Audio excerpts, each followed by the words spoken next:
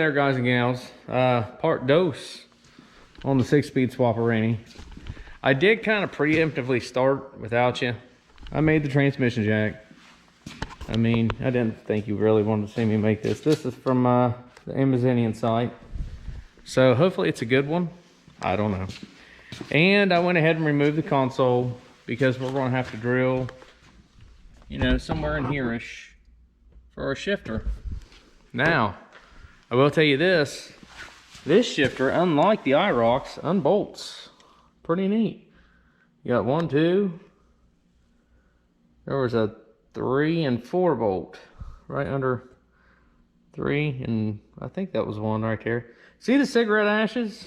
Yep, apparently us F-body guys are smokers, you know what I'm saying? So, that was my smoker's voice. I don't know if you caught that or not. So, yeah, we're going to lift him up in the air. Tonight is actually just going to be the removal of the automatic. And this should be fairly plain and simple, I hope. Fingers crossed I did. We're going to hope that it's like fairly gooder. We're going to try out the transmission jack. We're going to adjust as needed. I think I built it right. Like these things slide in and you loosen the nut, I guess. You know, it can slide accordingly, and this does some sort of magical stuff, and it's got chains and it locks in 4-wheel drive or something. I'm not really sure. Either way, that's going to help us in our fight on Operation Transmission Retrieval. And then that's going to be it. We've been burning midnight oil like all week. It's 11 o'clock already. God bless. All right. So let's get it started up in here. Yeah, that's right. I said it. But then look, hey, whenever you get to this stage, I just want you to do yourself a favor. Check out your 3 pedals sitting down there. Look at those. Just boom, boom, boom. How cool is it going to be? Like, I'm going to say next week, because I'm going to do a few other little things on this while we're at it. Whenever this car, your car, is a 6-speed, 5-speed, what have you. You just switched it from an automatic, put her in gear. Oh, it's an automatic. Everybody says that. Brock, you know what I'm talking about, right? So, my dude Brock has a beautiful, beautiful 70 Chevelle. It's an SS clone. Gorgeous car, and it's cloned correctly. Has the round gauges, the right black matte thing that sets in there, all of it. And he's actually turbo LS swapping it as we speak.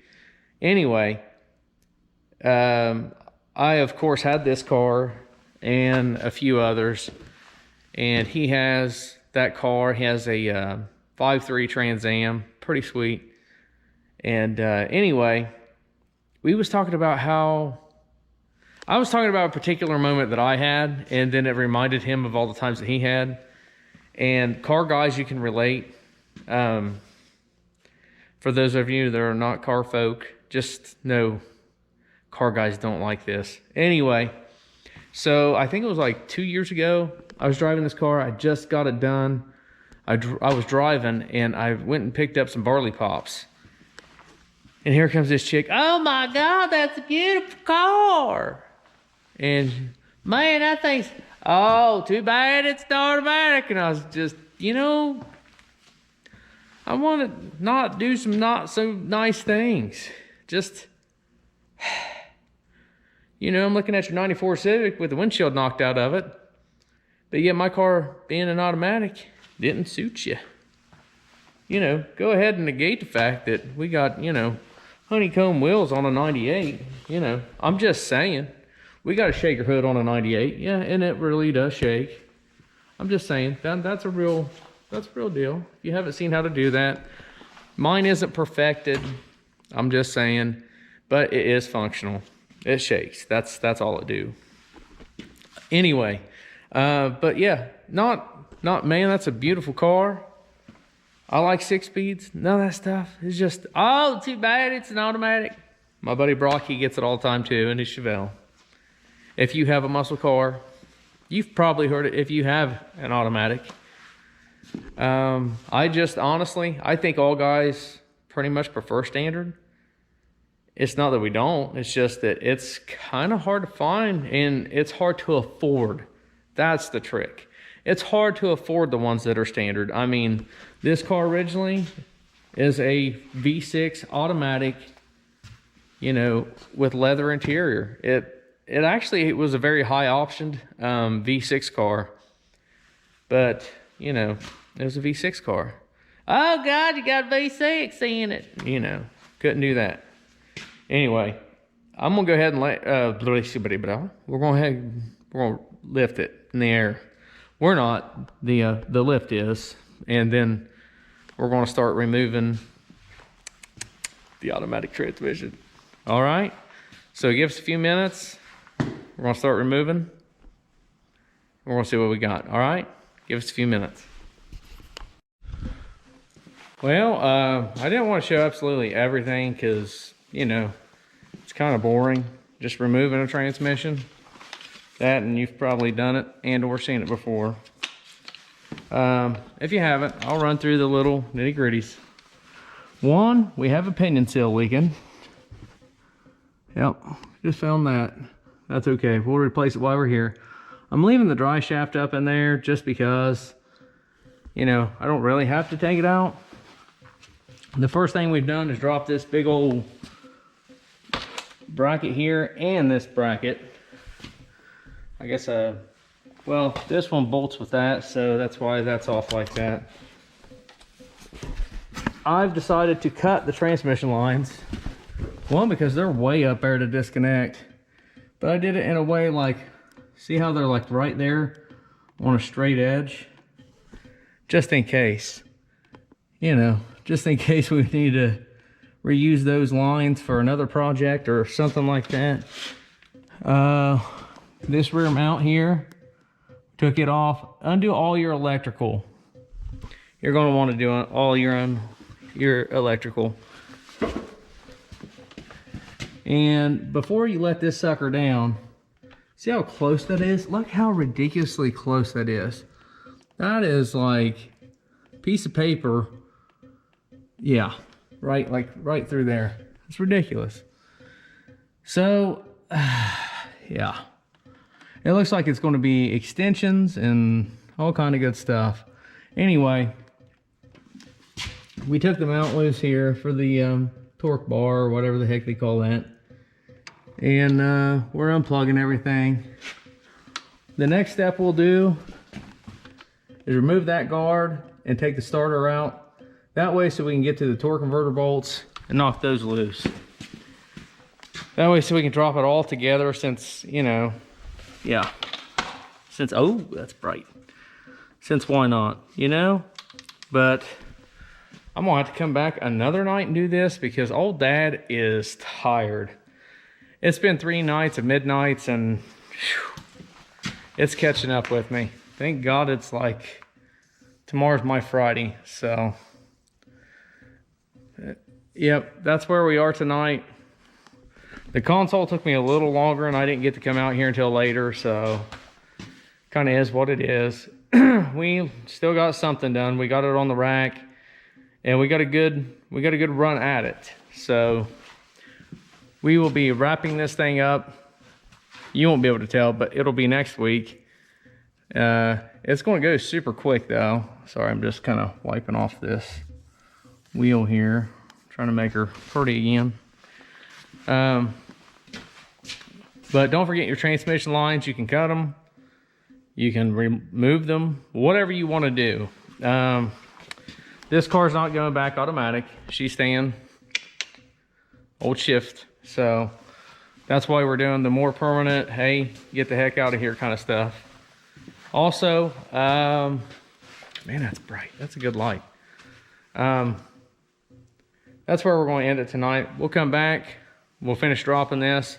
I'll let you know if I run into any kind of unknown snags. I don't foresee any. And we may go ahead and cut the hole in the floor on this episode. Maybe we'll wait till the next one. I'm not even sure.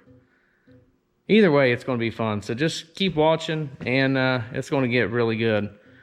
We're going to go ahead and drop this transmission after we get all the bolts and whatever's out of there. And but yeah, you're going to have to drop that starter to get access to the torque converter bolts, okay? So don't forget that part. Probably could have left the dry shaft up with it in gear. May have held the you know, thing a little bit better. That's okay. That's all right. But anyway, guys and gals, we're going to call this one a night. We're going to come back at it, start it again, and start fresh. Like I say, it's been a long week, and for some reason I do this stuff at work and then I come home and do it. I don't know why. It just, you know. Another thing, we're going to see if this cross member is the same as I don't know. I don't know if this is the same or not. It kind of looks different-ish. Like this has more of a higher type arc. This is the one for the 6-speed. This is obviously the automatic. So we will be trying this. The only unfortunate thing is this plate will not line up anymore. So they must have done a different plate here, I'm guessing. I don't really know because I didn't remove it. So nonetheless, guys and gals, that's going to wrap it up for tonight, and we'll come back and get the rest, all right? But it's going to be really quick, okay? All right, so remember I told you we was going to drop the starter, and we was going to loosen them bolts right there behind that for your torque converter there, your flex plate, I'm sorry. So right there's why you remove your starter, so you can remove those bolts. All right, and you can turn this thing around right here, this flex plate, with one of these. Pretty simple. All you do, and you can use it to tighten that as well. You just lock it in there, but you can pry it back right like this. Now I'm not going to thread it back. Whoa, what happened? Huh? Oh yeah, the beard. Yeah, I kind of, you know, new year, new me. No, that don't work. It's like June or something, July, whatever month it is. Well, yeah. Anyway, I'm growing it back. The wife doesn't like it at all. Anyway, and she saw the 4-wheeler because we went fishing. That's the only reason why she saw it. But anyway, guys and gals, just so you know, there should be, I think, 4 of these, 3 or 4, I can't remember. Spin them around until you don't see any more bolts, and there you got it. See that, feller? Now, you are not going to reuse these, at least this time, right? So you just put them up and you'll throw them in your converter for the next time you use this 4L60E or 4LE60, whatever, however the numbers go, and letters and digits and stuff. So that's the step we're at right now. After we do that, we are going to slowly let this transmission down just a little bit so we get them top bolts. And we bought some tools that we think we need. To tell you the truth, I don't really know.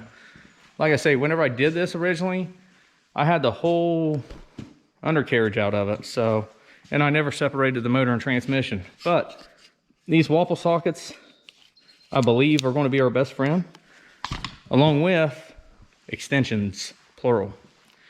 Because I think they're way up there, and I think they're tricky. Yep, sure do. So wish us luck. This is going to be dropping the automatic, okay? So it's going to go a little bit different whenever we go put the standard in. Actually, the manual transmission's easier. I said it, yep. Step number 1, I should have mentioned before you take off that starter, and I should have mentioned it like in the very beginning. 97% of this stuff, including this, disconnect your positive cable or negative. Just make sure there's no sparks that's going to happen whenever you go touching starter wires and, you know, all that kind of magical stuff, all right? All right, we're going to get busy taking that stuff off, and we'll let you know how big of a bear or what else we run into that's going to be real tricky. Also, there is a oil low pressure thingy right there. Don't let your starter just hang. Don't do it, please. Don't. You're gonna hate yourself in the morning. You might not even like yourself now if you do that. I'm just saying. It's not gooder for the car. Not gooder for your starter wires, none of that stuff. But do yourself a favor and just put those things back on there. You don't want to lose those. That could make a real simple thing more complex that you just don't need right now. And get a fan because it's warm. I mean, we're about to whip out the 150 BTU unit. It's sticky. Anyway, I'm gonna drop that. We're gonna see what bolts are a real mother to get and how I can get them easier, and I'll let you guys know. All right? Give me about 3 days. All right? We'll come home. Yeah.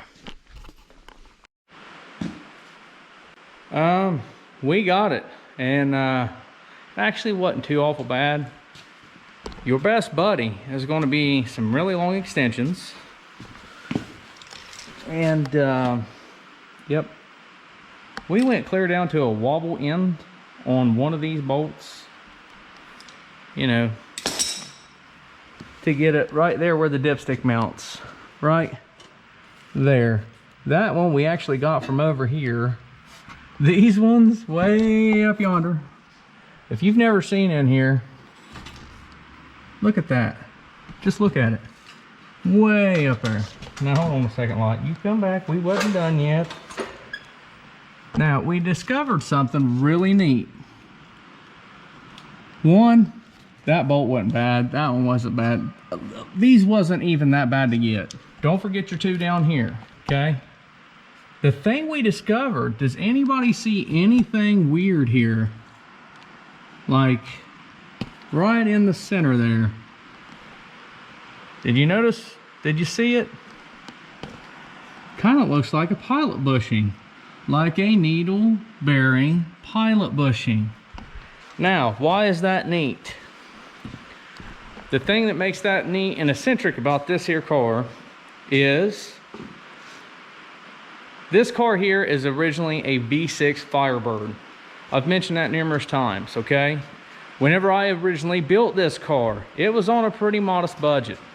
I got this car for like 1,200 bucks, blowed up, and I got a V8 Michigan car. This car started life in Ohio with like 30 or 40,000, 50,000 miles or something like that. Then they took this car down to Florida, okay? Guy and a gal, she blew it up, they broke up, and he brought it back to Ohio. He posted it on Craigslist. Yeah, when people used to use Craigslist. And I had seen the car a few times and it disappeared. So I figured the car sold. Because I brought down my Trans Am to the house garage, getting ready to start on it. And I looked underneath and the fuel lines were so rotted that the fuel pressure was leaking through the fuel lines.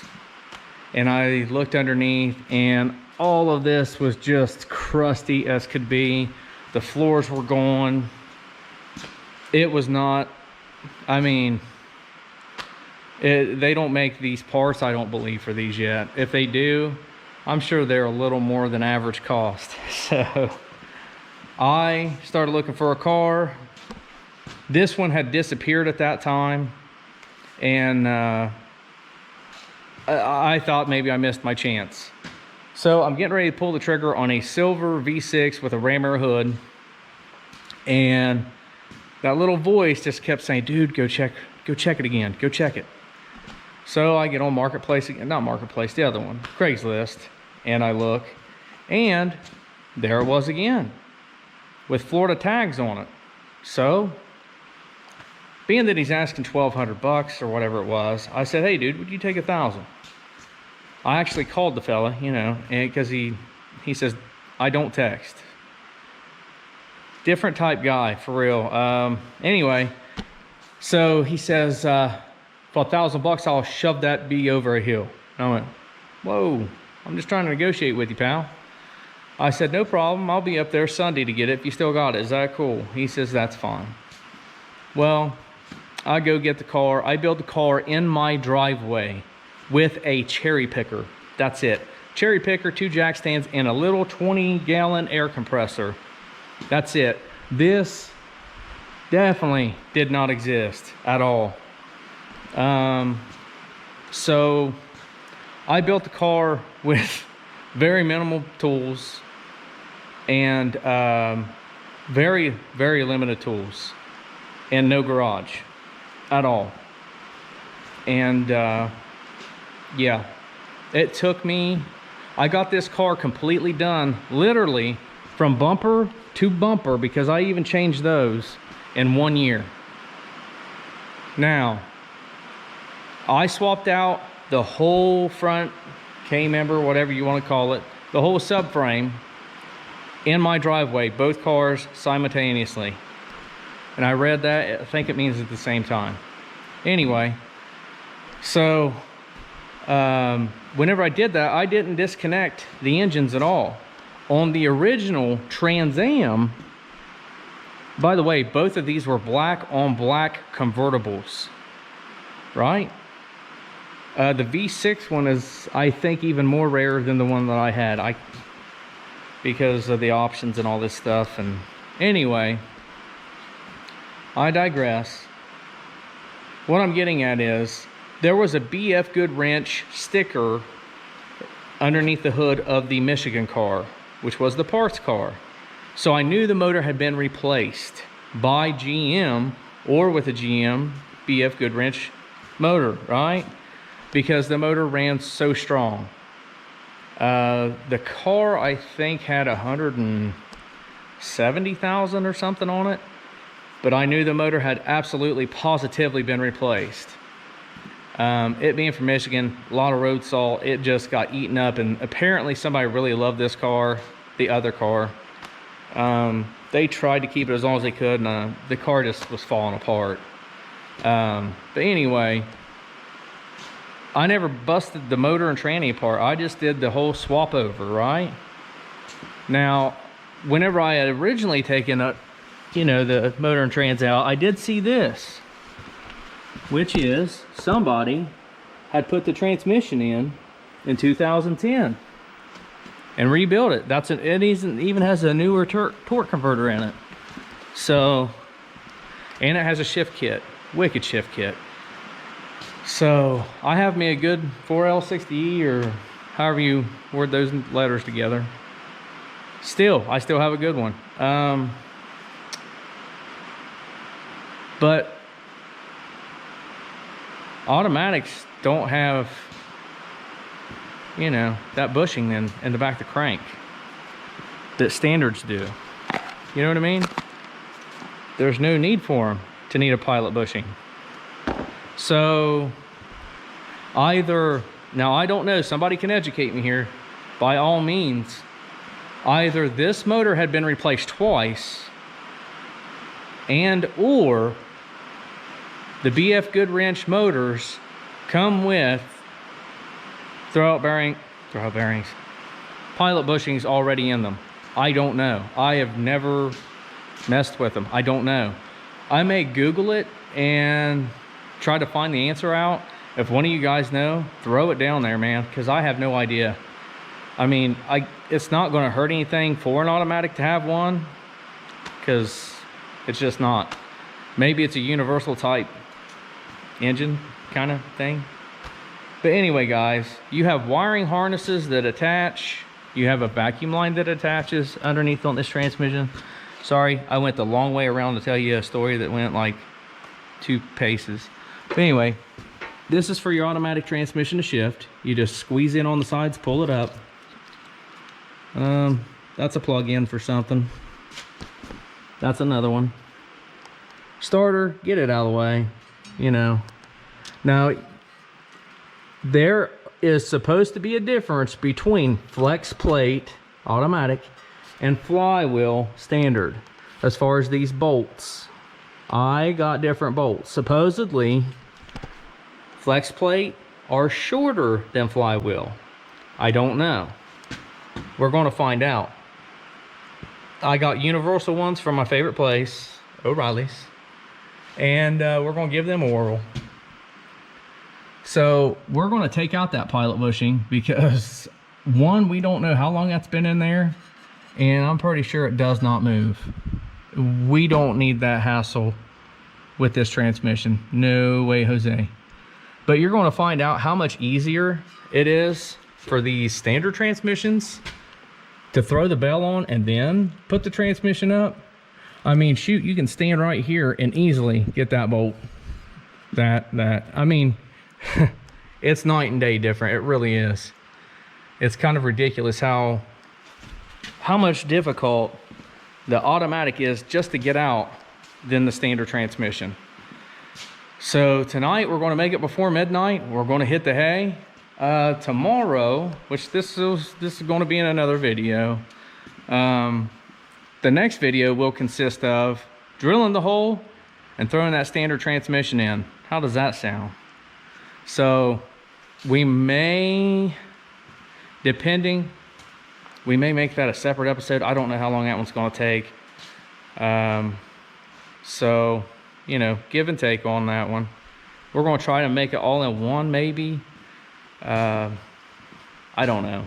But I did use a lot of electric tools. I had to use a breaker bar along with this because, you know, and 90% of it I did with those wobble sockets I showed you earlier.